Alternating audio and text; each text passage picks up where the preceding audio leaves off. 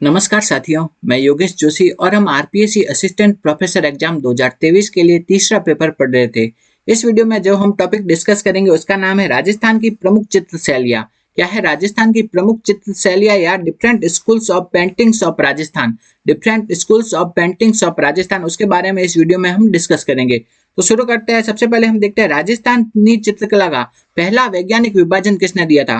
तो राजस्थान की चित्रकला का जो पहला वैज्ञानिक विभाजन दिया था वो दिया था आनंद कुमार स्वामी ने। किन्होंने? आनंद कुमार स्वामी ने राजस्थानी चित्रकला का पहला वैज्ञानिक विभाजन दिया था। आनंद कुमार स्वामी ने अपनी पुस्तक राजपूत पेंटिंग्स के अंदर राजस्थानी चित्रकला का पहला वैज्ञानिक विभाजन दिया। तो राजस्थानी चित्रकला का पहला वैज्ञानिक विभाजन किसने दिया था? वो है आनंद कुमार स्वामी। उन्होंने अपनी पुस्तक राजपूत पेंटिंग्स के अंदर दिया था। नेक्स्ट हम देखते हैं राजस्थानी चित्रकला की प्रमुख शैलियां। तो राजस्थानी चित्रकला की जो प्रमुख शैलियां कौन कौन सी है? तो राजस्थान की चित्रकला को मेनली 4 शैलियों में बांटा गया है। कौन सी 4 शैलियों में बांटा गया है? कौन कौन सी शैलियां है?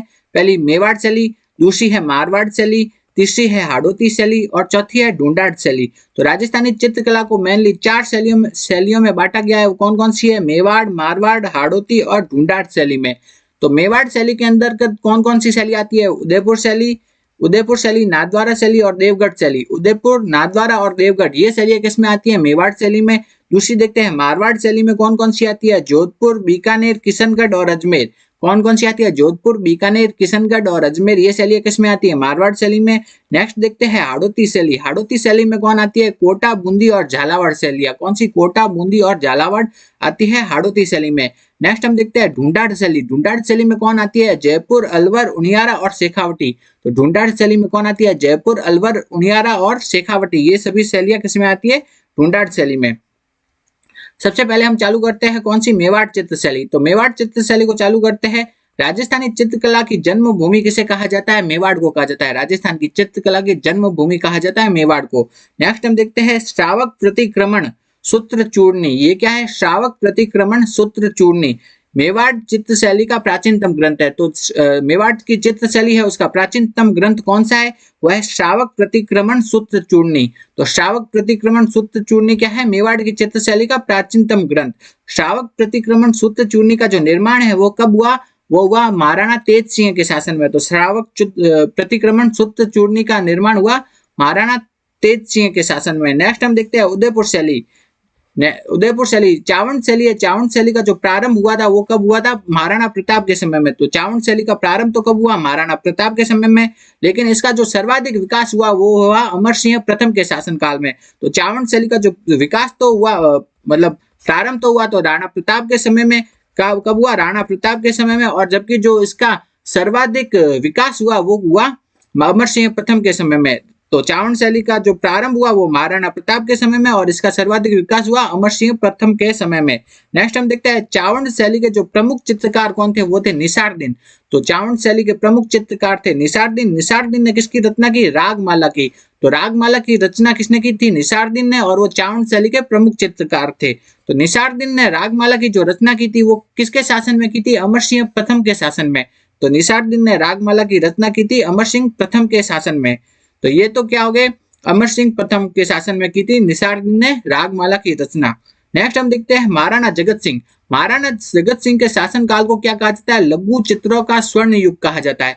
तो मेवाड़ में जो महाराणा जगत सिंह थे उनका जो शासन काल क्या कहलाता है? लघु चित्रों का स्वर्ण युग कहलाता है। तो महाराणा जगत सिंह का शासन काल लघु चित्रों का स्वर्ण युग कहलाता है। नेक्स्ट हम देखते हैं महाराणा जगत सिंह है उसके शासन काल में एक चित्रकार थे, उनका नाम क्या था? साहिबदीन। क्या था? साहिबदीन। साहिबदीन चित्रकार ने गीत गोविंद और रसिक प्रिया जैसे चित्र बनाए। ठीक है, तो साहिबदीन चित्रकार थे, उन्होंने गीत गोविंद और रसिक प्रिया के चित्र बनाए थे।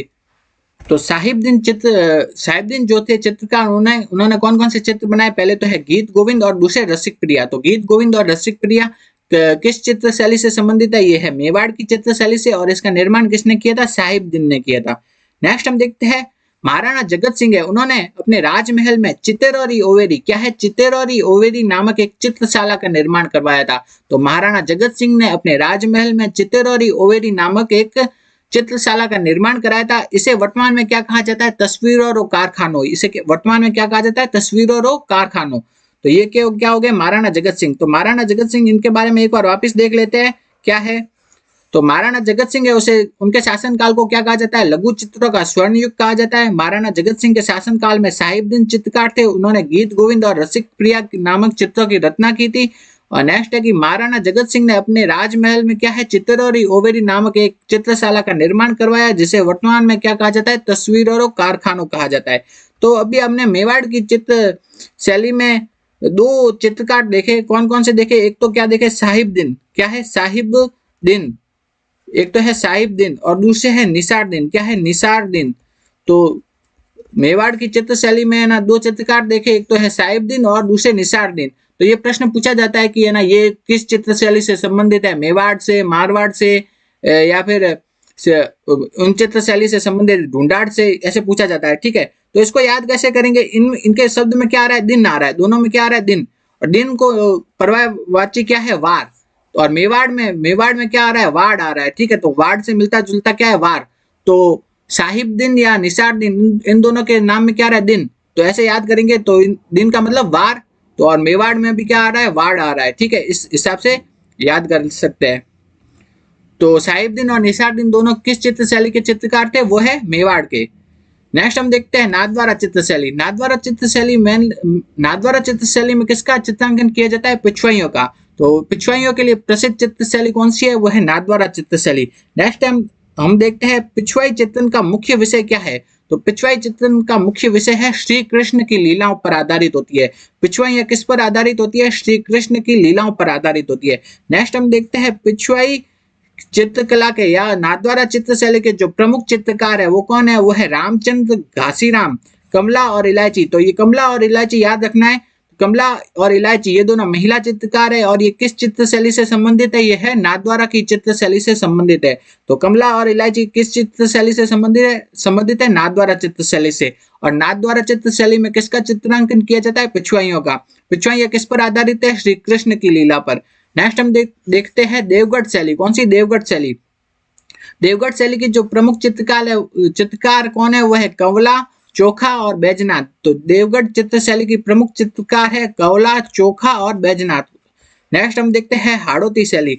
हाड़ौती शैली में कौन कौन सी शैलियां आती है? कोटा, बूंदी और झालावाड़ की शैलियां हाड़ौती शैली में आती है। कोटा, बूंदी और झालावाड़ की शैलियां आती है।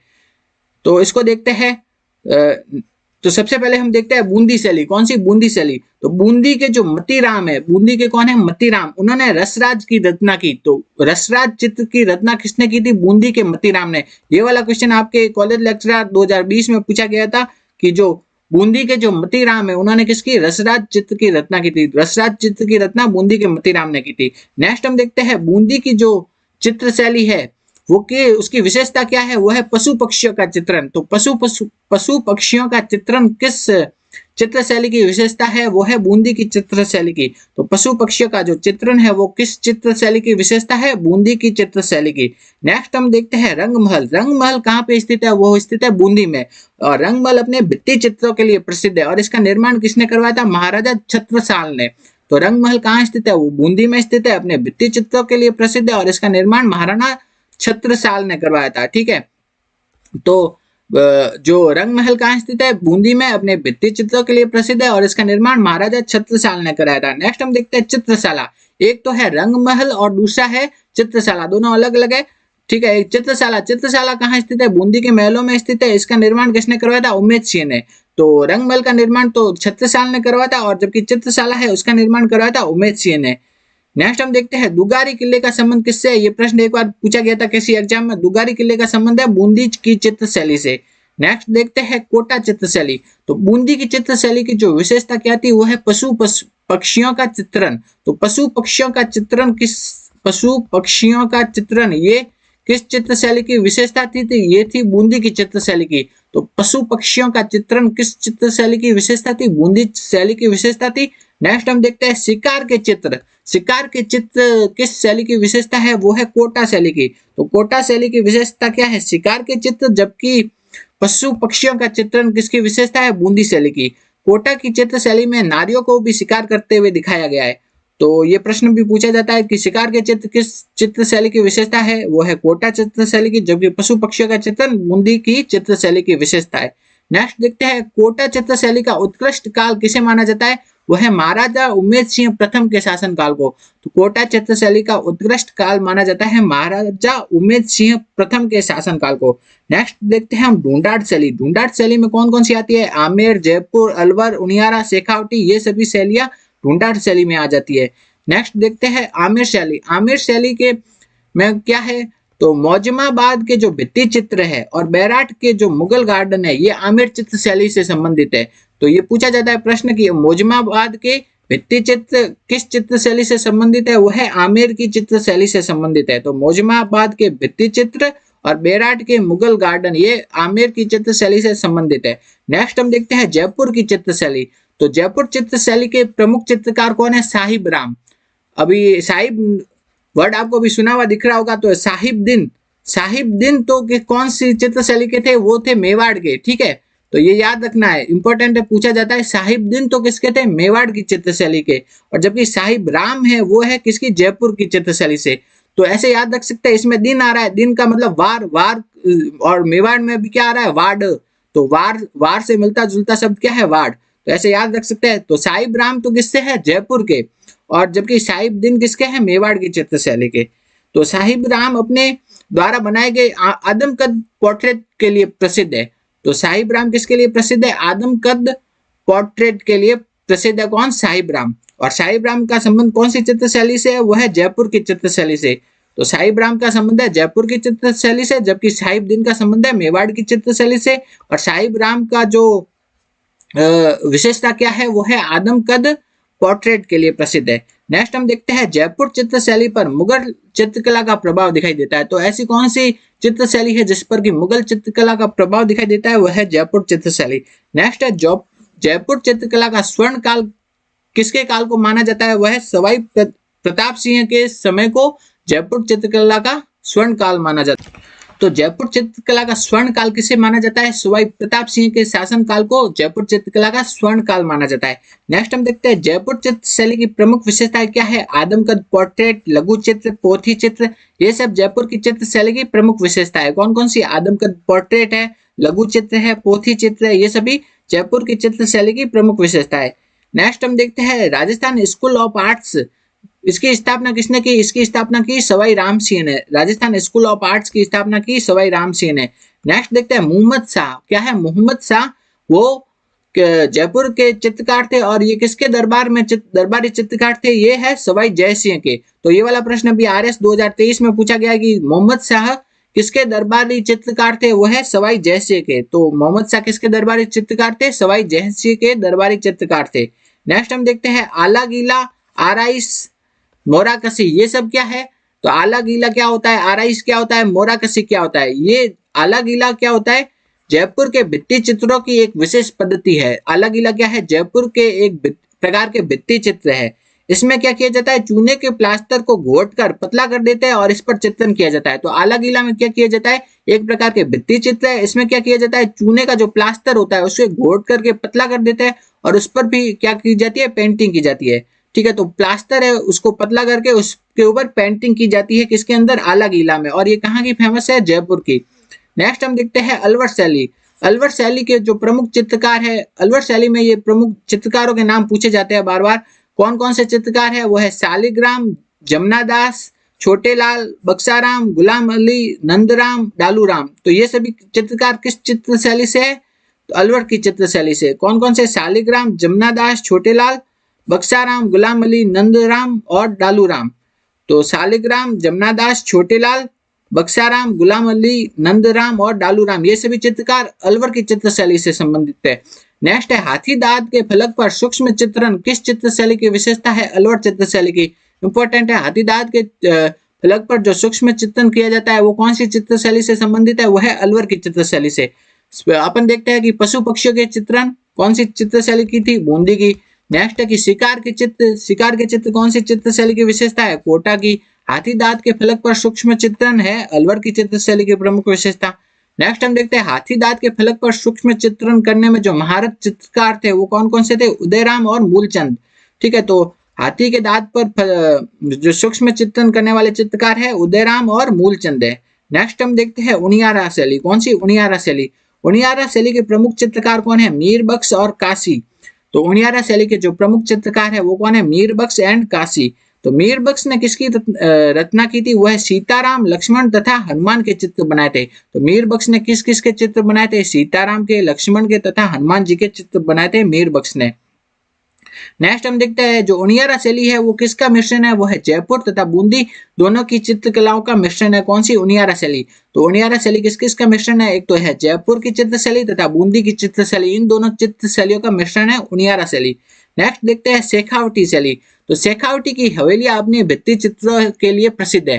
तो भित्ति चित्रों के लिए देखो, एक तो है बूंदी के जो रंगमाला वो भी अपने भित्ति चित्रों के लिए प्रसिद्ध है, और शेखावटी की हवेलियां है वो भी अपने भित्ति चित्रों के लिए प्रसिद्ध है। तो शेखावटी की हवेलियां है किसके लिए प्रसिद्ध है? अपने भित्ति चित्रों के लिए प्रसिद्ध है।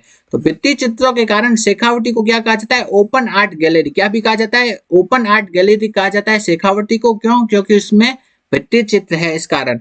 नेक्स्ट है मारवाड़ शैली। तो पंचतंत्र है, पंचतंत्र वो किस चित्र शैली से संबंधित है? वो है मारवाड़ की चित्र शैली से। तो पंचतंत्र चित्र है वो किस चित्र शैली से संबंधित है? मारवाड़ की चित्र शैली से। तो मारवाड़ की चित्र शैली में कौन कौन सी आ जाती है? जोधपुर, बीकानेर, किशनगढ़ और अजमेर, ये सभी चित्र शैलियां किस में आ जाती है? मारवाड़ की चित्र शैली में। सबसे पहले हम देखते हैं जोधपुर शैली। जोधपुर शैली में क्या है? जो चौखेलाव महल, चौखेलाव महल का संबंध किस चित्र शैली से है? जोधपुर चित्र शैली से। चौखेलाव महल का संबंध है जोधपुर चित्र शैली से। नेक्स्ट हम देखते हैं चौखेलाव महलों की चित्रकारी किसके समय में हुई थी? तो चौखेलाव के महलों में चित्रकारी हुई थी मालदेव के समय में। किसके? मालदेव के समय में।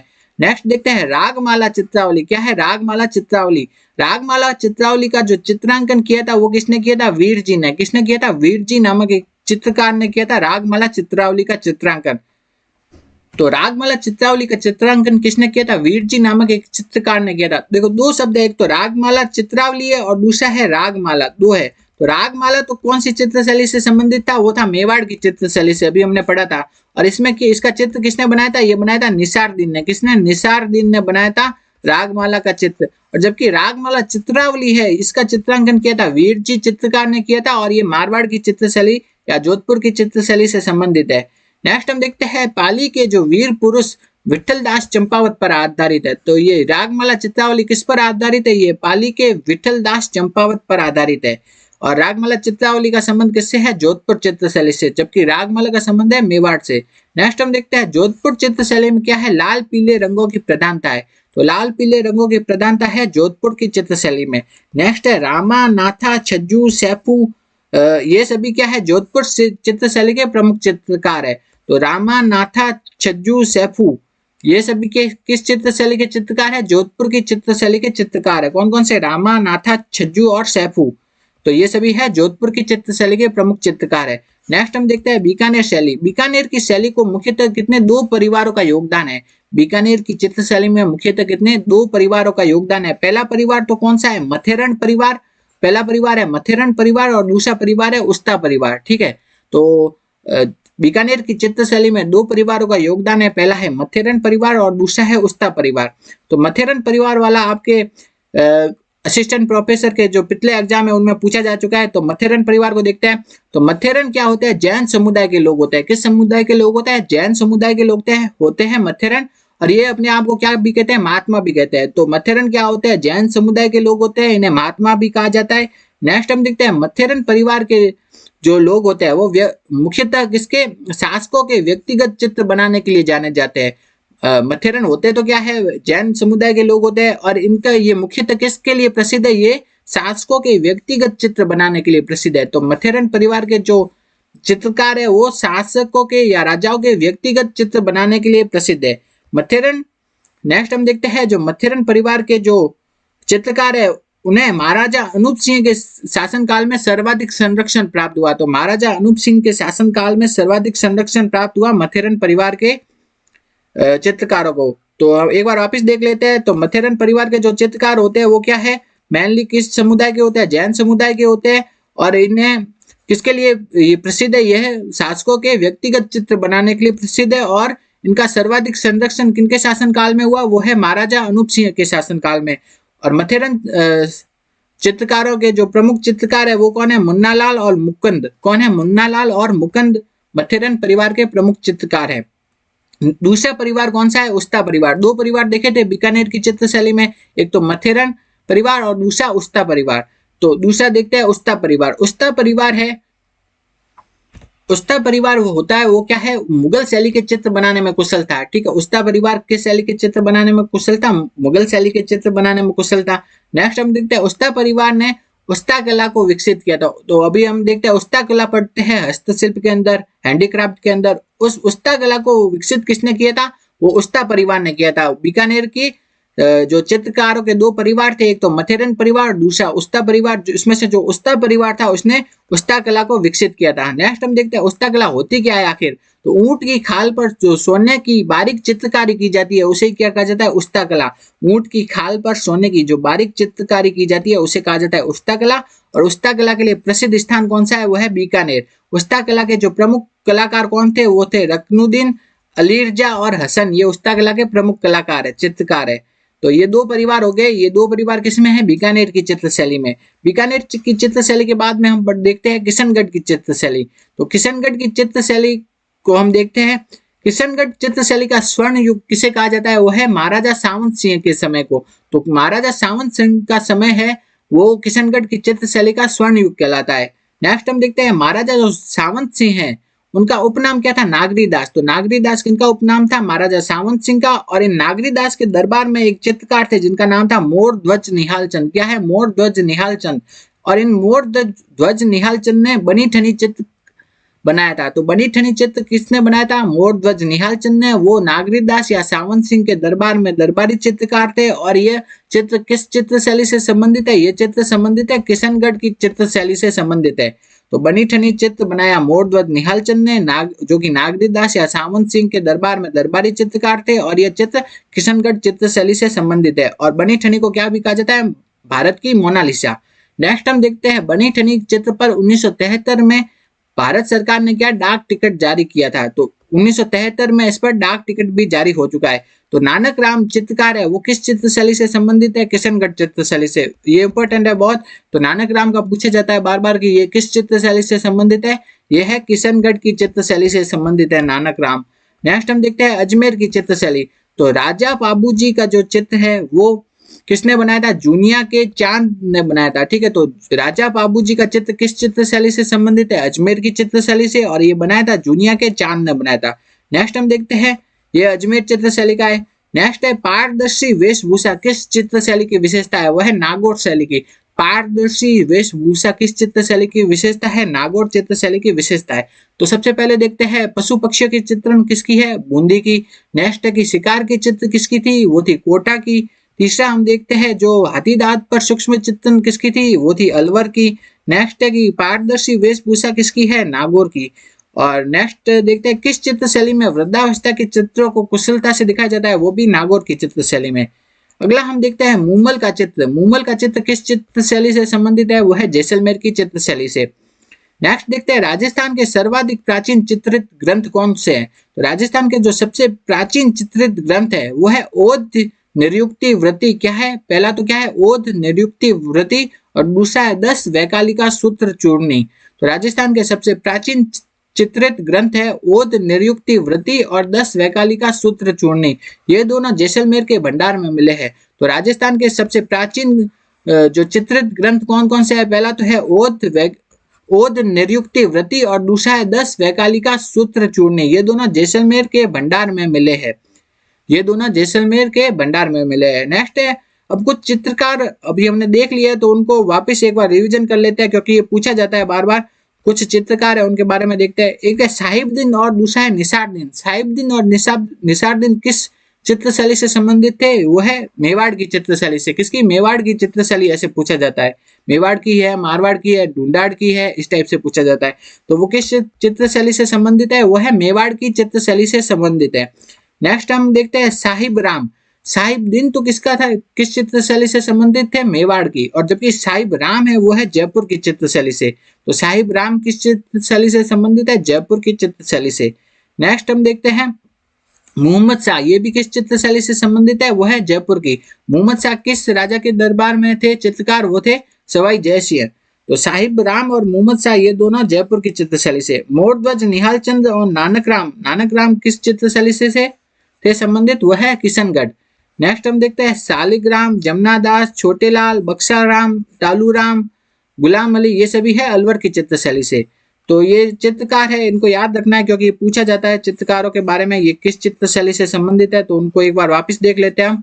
तो सबसे पहले है साहिबुद्दीन और निसारुद्दीन मेवाड़ की चित्रशैली से, साहिबराम और मोहम्मद शाह जयपुर की चित्रशैली से, मोरध्वज, निहारचंद और नानक राम है किशनगढ़ चित्रशैली से, सालिग्राम, नेक्स्ट है सालिग्राम, छोटेराम, बक्साराम, गुलाम अली, डालूराम, ये सभी है अलवर की चित्रशैली से। अगर आपको हमारा ये वीडियो अच्छा लगा तो वीडियो को लाइक करो, ज्यादा से ज्यादा शेयर करो